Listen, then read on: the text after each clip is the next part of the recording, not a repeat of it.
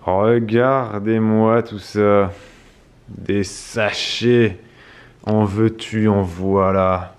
Des sachets de graines, les amis. Piments. Là, c'est tous les piments. C'est que des piments, là. Là, on est sur du piment de chez Piment, là. Voilà. Ah, il y a plein de piments. Piments oiseaux. Il y a des piments qui n'ont pas de nom. Voilà, Bibou, elle est en train de trier. Là-bas, c'est des poivrons. Et aujourd'hui, c'est jeudi. Et Bibou, elle se lance dans son tri de graines. Tu dois, j'allais dire semencer. Je vais ensemencer le terreau, oui. Tu vas faire les semis, là? Je vais pas les faire tout de suite, je les ferai cet après-midi quand tu feras les courses. Mais là, je trie mes graines. J'ai beaucoup de graines de piment parce que j'adore le piment et je pense que je suis un peu collectionneuse de variétés de piments. Non, et puis c'est graphique aussi. Je trouve ça tellement beau. Je trouve ça vraiment beau. Dans le jardin, c'est bon. Autant l'été dernier, on n'a pas pu trop profiter, mais le peu qu'il y avait des rouges, des jaunes, des oranges. Enfin, c'est très joli, quoi, tu vois. Et puis dès que je trouve une variété différente, je récupère le piment et je le fais sécher. Et ensuite, je récupère les graines. Donc là, j'ai pris des piments avec des variétés très cheloues que j'avais trouvé à Terra. Oui. J'ai pris un piment zizi, j'ai pris forme de zizi. Ouais, vraiment. Hein, on vous l'avait montré d'ailleurs. Ouais. J'ai pris un piment chili long. Il est immense, il est super long et maigre, mais c'est très joli. J'ai des piments clochettes. Enfin, donc j'ai des variétés que j'avais récupérées. Jusqu'à il y a 2 ans en arrière et au fur et à mesure je les plante, je récupère les graines. Donc là je vais pas les semer toutes cette année, je vais choisir mes variétés parce que sinon j'en aurais beaucoup trop. Je pense que j'en aurai sélectionne une bonne quinzaine quand même. En tout, il y a combien de variétés? Tu me l'as dit, j'ai dit oui. Une vingtaine. Une vingtaine, et là tu vas en semer 15. Bah, si t'as une vingtaine, ça me en 10, Bibou, hein, désolé de te le dire. Hein. Si t'en sèmes 15, mais je vais choisir. Autant semer 20. Je vais choisir. Après, le truc, c'est qu'avec. Prends la moitié. Contrairement aux courges, par exemple, que tu ne peux pas. Enfin, faut que tu fasses attention si tu veux récupérer tes graines de courge, tu peux pas planter n'importe quoi. Parce que sinon, ça s'hybride. Oh, le gars est bon! Mais pour ce qui est. Bravo. Pour ce qui est piment, poivron, tomate, il y a moins de risque d'hybridation. Il y en a quand même, hein. Mais moins. Ah, il y en a quand même. Il y en a quand même, mais il y en a beaucoup moins.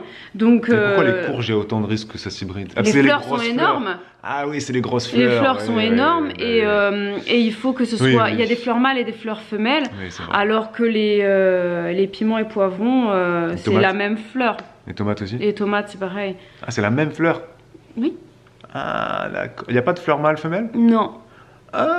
Ça se féconde tout seul, quoi. C'est pour ça qu'il y a moins de chances finalement qu'il y ait des croisements. Alors que les courges, c'est des grosses fleurs et du coup. Et puis même, c'est surtout que c'est des fleurs mâles et des fleurs femelles, donc forcément. Et effectivement, c'est pour ça que les aubergines qui ont des plus grosses fleurs, il peut y avoir plus d'hybridation que par exemple des tomates, des petites fleurs. Les courgettes rentrent dans la. C'est des courges, les courges. Ce sont des cucurbitacées. Je viens d'apprendre un truc là. J'essaie pas. Les tomates, c'est la même fleur. Et piment aussi, d'accord. C'est mâle femelle, c'est des hermaphrodites, des escargots quoi. C'est pas des hermaphrodites, c'est l'hermaphrodite, il a les deux sexes. Oui. Non mais c'est les animaux, mais pour les fleurs, comment on dit oh. Ah, c'est sorti. Ah là. Bon, je vous reprends plus tard, avec le mot peut-être si j'y repense, mais oui, ça m'est sorti. Enfin, vous l'aurez dit en commentaire de toute façon. Vous le mettez en commentaire. On voulait revenir sur une question de, je ne sais plus, parce que je ne l'ai pas noté, mais bon, tu te reconnaîtras, qui s'interrogeait sur le fait que Bibou, des fois travaillait le matin, des fois l'après-midi, on vous a jamais vraiment donné son planning d'assistante maternelle, parce que on n'a pas envie forcément de le faire, mais elle a des journées très décousues. Et donc, une abonnée, désolé, j'ai oublié le prénom, s'interrogeait et posait la question suivante, est-ce que c'est un choix de ta part, Bibou, ou est-ce que c'est un choix des parents, voilà, de travailler comme ça, pas du lundi au vendredi. Cette abonnée, elle nous dit, voilà, la plupart des parents travaillent du lundi au vendredi, 5 jours sur 7. de 9h à 18h. Donc bref, elle s'étonne de voir que Bibou, elle a des contrats, des fois le matin, des fois l'après-midi, des fois... Ok, bon, je vais vous répondre, je vais vous répondre de manière plus ou moins approfondie. Alors, avant même de commencer, je savais que je ne voulais pas commencer trop tôt, finir trop tard. Voilà, ça c'était un fait. Je m'étais dit 8 heures minimum, ça c'est par rapport à ma vie personnelle, ma vie de famille. Et parce que je savais très bien que j'allais travailler pendant les vacances et que moi il est hors de question que je commence avant 8 heures pendant les vacances, pendant que mes enfants ont besoin de dormir, voilà.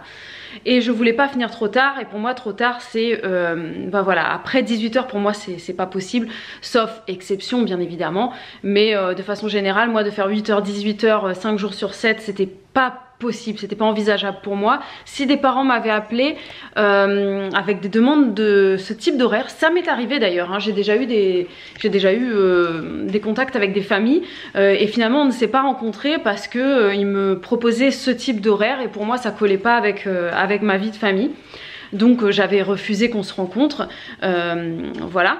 Et il se trouve que les familles avec qui je travaille, eh ben c'est leur demande, ce sont leurs horaires.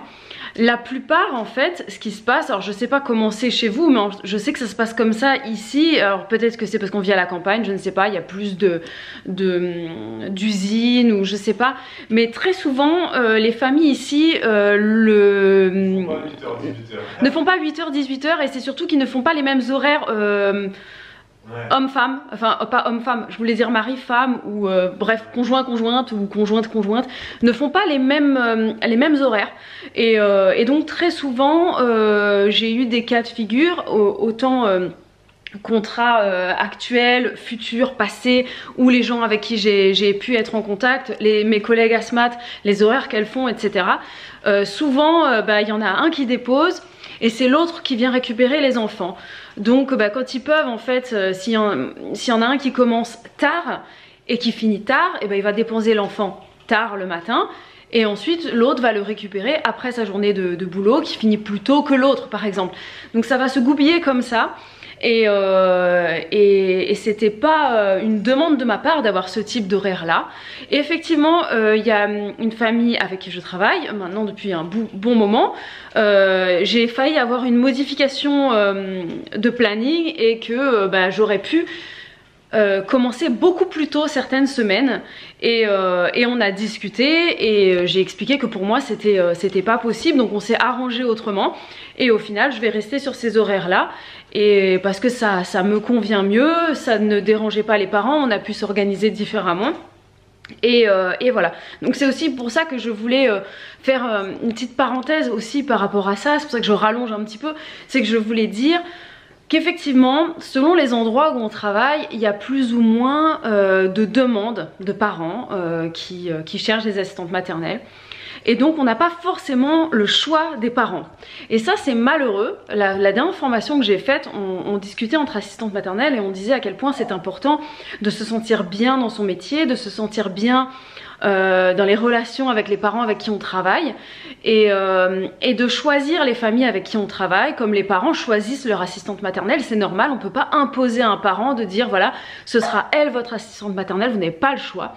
Parfois il n'y a pas le choix parce qu'il n'y en a pas d'autres et c'est dommage.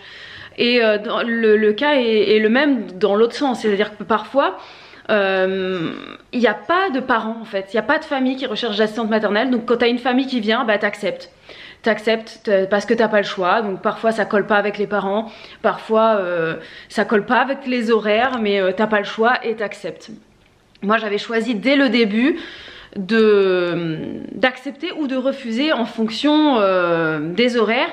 Maintenant je choisis la famille aussi, ce que je ne faisais pas au tout début. Maintenant je choisis voilà, avec qui ça passe, parce que si ça passe pas au début, c'est sûr qu'à un moment donné ça va s'envenimer.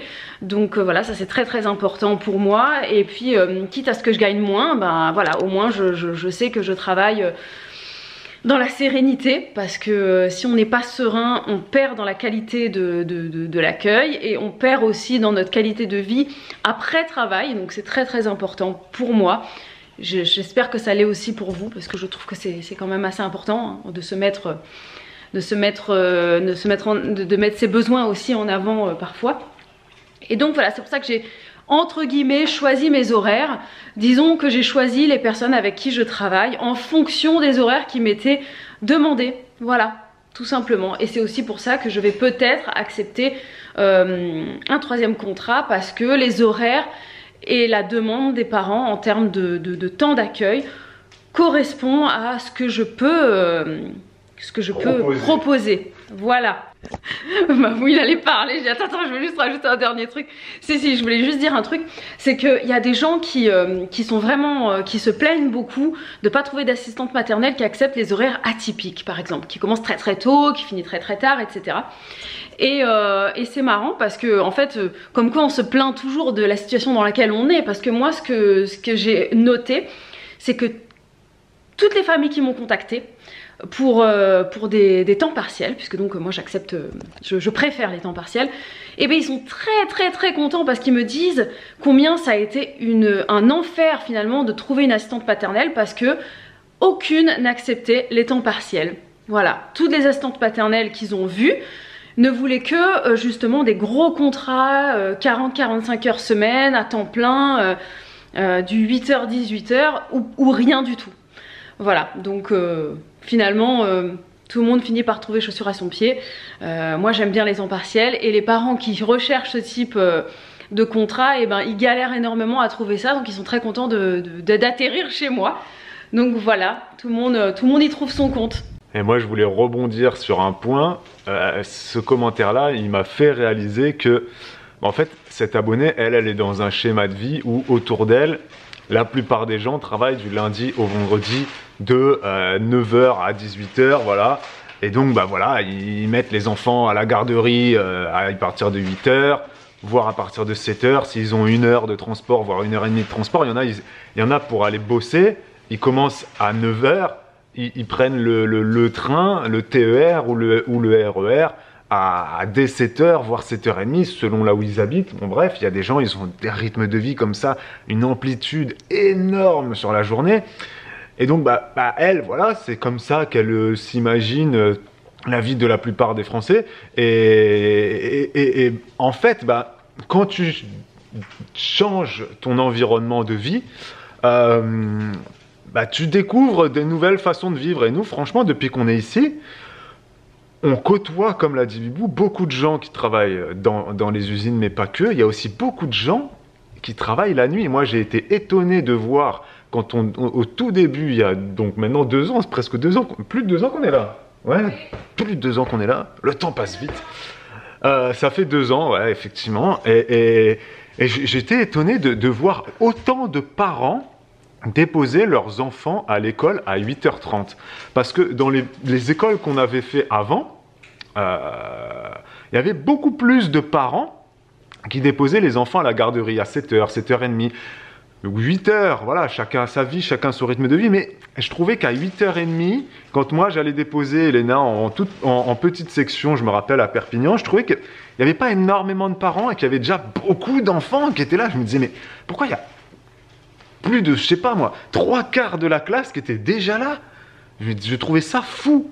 C'est juste que, voilà, c'était comme ça. Le rythme de vie là-bas faisait que, c'était garderie, mais ici, pas du tout. Ici, franchement, je pense que 80% des enfants sont déposés à l'école à 8h30. Il y a à la garderie, ils sont très peu. Ils sont très peu le matin. Le soir, un peu plus.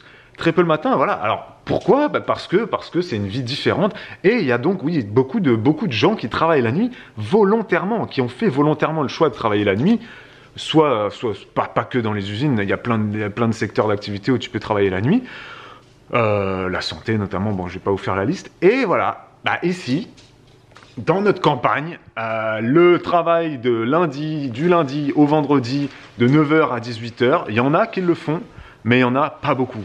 Parce que voilà, la grande distribution, les métiers du bâtiment, les métiers de la santé, les métiers des usines, voilà, déjà ça, le travail de nuit, bon bref, ça fait que en fait, nous on est entouré de gens qui ont une vie pas atypique, parce qu'en fait c'est la majorité des gens qui ont cette vie-là Donc la vie atypique, c'est plutôt les gens qui travaillent de 9 h à 18 h pour nous, ici. Voilà, et donc c'est bien, c'est un référentiel différent, et ça permet de se rendre compte que bah, chacun sa vie, quoi, suivant là où tu vis, t'as pas la même, normalité, quoi, tu vois. Les amis, il est 13h44, je suis très précise, je sais, à chaque fois je vous donne l'heure de manière très précise. Babou est allé faire des courses, il a déposé les filles à l'école, sauf Noémie. Noémie qui est restée à la maison. Je l'ai sentie très patraque ce midi, elle est arrivée de très mauvaise humeur.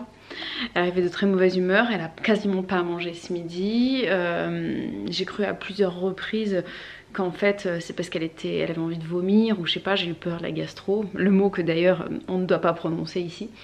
C'est notre maladie hantée, voilà, c'est la hantise. Ça fait très longtemps en plus que c'est pas arrivé à la maison, donc ça nous fait très très peur. Et au final, bon, pas de vomissement, mais elle était vraiment très très très molle, donc elle a fini par monter. Et en fait elle dort, donc j'ai dit à Babou de partir à l'école avec les deux grandes, et puis que Noémie va rester ici cet après-midi pour se reposer parce qu'elle est vraiment pas en forme, pas de fièvre. Elle m'a dit qu'elle n'avait pas mal au ventre, mais elle est très très fatiguée, donc peut-être qu'elle a eu une mauvaise nuit, peut-être c'est juste ça. Je sais que elle est un petit peu enrhumée, j'ai moi-même été un petit peu malade, donc bon, c'est peut-être juste ça, on croise les doigts. En tout cas là elle fait la sieste, donc voilà, elle était cassée, elle s'est endormie en 2-2. Moi je vais semer mes poivrons et piments. Voilà, je vais faire une petite quinzaine de variétés. Au total il y aura 40 plants. Ça fait beaucoup, oui je sais. Et voilà, donc je vais m'occuper de ça et puis on se retrouvera tout à l'heure. Je voulais quand même vite fait vous parler de mon système d'étiquetage à partir de maintenant. Voilà, je vais tenter de faire ça comme ça. Donc voilà, ce sont mes étiquettes et en fait là ça commence à 11 puisque j'en ai déjà 10 qui ont été semées. C'était les aubergines, donc ça va se présenter comme ça et je vais les garder d'année en année, ces étiquettes. Vous voyez, ce sera juste des chiffres, comme ça au moins elles sont réutilisables à l'infini. Voilà, et voilà comment ça va fonctionner. C'est que j'ai mon cahier avec mes étiquettes de semis et chaque chiffre correspond à une variété. Je vais ensuite mettre voilà, à quel moment ça a été semé, quel moment ça a levé. Et en fait j'ai fait ça au crayon de bois pour que je puisse effacer quand ça change. Voilà, parce que ça va changer chaque année, mais ça va aussi des fois changer au fil de la saison. Voilà, tout simplement. Donc je vais effacer et puis corriger quand il y aura besoin et je pourrai du coup les récupérer chaque année. Voilà un petit peu l'idée. Je pense que ce sera beaucoup plus simple. Alors évidemment sur le coup quand je vais voir un petit plantule sortir, je ne saurais pas forcément, voilà, je saurais quelle espèce mais je ne saurais pas quelle variété, mais il me suffira de regarder mon petit cahier pour être sûre et au final j'ai pas besoin de le savoir ce que c'est tout de suite là maintenant. Je vois que c'est soit un piment soit un poivron, j'ai pas besoin de savoir que c'est le California Yellow ou alors que c'est un piment oiseau. Voilà, ça n'a pas vraiment d'importance. Ça aura de l'importance que au moment où je vais les planter en pleine terre ou alors même au moment où je vais récupérer les graines ensuite. Voilà. Je ne sais pas si c'est nécessaire mais je vais le refaire cette année, de vous expliquer vite fait ma façon de procéder. Donc pour les aubergines c'était la même chose, piment poivron c'est pareil, je sème dans du terreau à semis dans des plaques alvéolées comme ça, donc une graine par petit godet quoi, et ensuite je mets du terreau à semis qui a été tamisé fin, voilà, pour recouvrir par dessus. Mon terreau est déjà humide et ensuite je vais vaporiser avec un pulvérisateur. Je vais ensuite remettre la cloche par dessus et ça part dans la buanderie, donc dans une pièce où il fait plus de 20 degrés puisque ce sont des graines qui ont besoin de chaleur pour germer. Par contre ce sera dans l'obscurité, ça n'a pas d'importance et dès que ça va lever ça partira ici. C'est la nuit les amis et nous allons nous faire un petit jeu de société, ça faisait longtemps. Ça faisait très longtemps, oui. On se fait un unlock coffret Star Wars. On a quoi comme scénario alors? Bah, c'est tous pareil en fait. On a 3 scénarios. Non, mais je vais juste lire le titre. La bataille de Hoth, ah oui c'est dans la glace. Hein. Un retard inattendu, ça on est dans l'espace j'ai l'impression. Les missions secrètes sur Jeddah. On verra. C'est quoi le plus facile? Bah, j'imagine que c'est 1, 2, 3. Là, celui-là c'est le plus facile. Ah non, 1. Bah, on fait le bleu. Ah, ils sont bleu. pareils. Ah, c'est des faciles. 1, 2. On fait le bleu. Oui, bah, soit celui-là, soit celui-là. Tu On va préfères en dans faire l'espace ou dans la glace? dans la glace. Bon, on va ouais, faire dans la glace. C'est donc la bataille de Hoth. C'est ton De adéquation. Hoth, alors que c'est froid, c'est ça? Oh, bravo! La bataille de cold, allez. Et les filles sont au lit, c'est parti. Et t'as fumé tes semis de cet après-midi? Ce que Oui. t'as fait? Oui. Bravo. Bravo. Non, mais Je sais plus si j'ai fumé. Il faut le dire parce une que fois des- que c'était fait, je sais que Oui, je vous ai c'était- montré les étiquettes. c'était ma etc. question. Non, mais j'ai montré les étiquettes, j'ai expliqué, etc. D'accord. Mais je sais pas si à ce moment-là j'avais déjà mis la graine ou pas. Je sais pas, mais en tout cas j'aurais expliqué comment je procède. C'est J'ai quoi, mal t'as à un fait? œil. Que les piments? Piment et poivron. Ah oui, c'est ça. Les aubergines, j'ai fait la semaine dernière. Ok, madame. Et tu les as mis dans la viande Mhm. pour que ça lève? Oui. T'as vu, Voilà. quoi, là? Et d'ici. Parce que si tu les mets dans le froid, ça lèvera pas, les gars. D'ici 15 jours. 15 jours, 3 semaines. Quand ça va je vais sortir, faire les Il tomates. faudra les mettre à la lumière, c'est Non, ça? mais les tomates, d'ici 15 jours, 3 semaines. Ah, les tomates. Ok, baby, pas de problème. Bon, ouais, c'est parti pour Unlock. On va voir si on arrive à réussir en 60 minutes. Je pense que oui, vu que c'est un niveau Vu que c'est niveau simple, facile, normalement, C'est ça parti. devrait le faire, quoi. mise en place.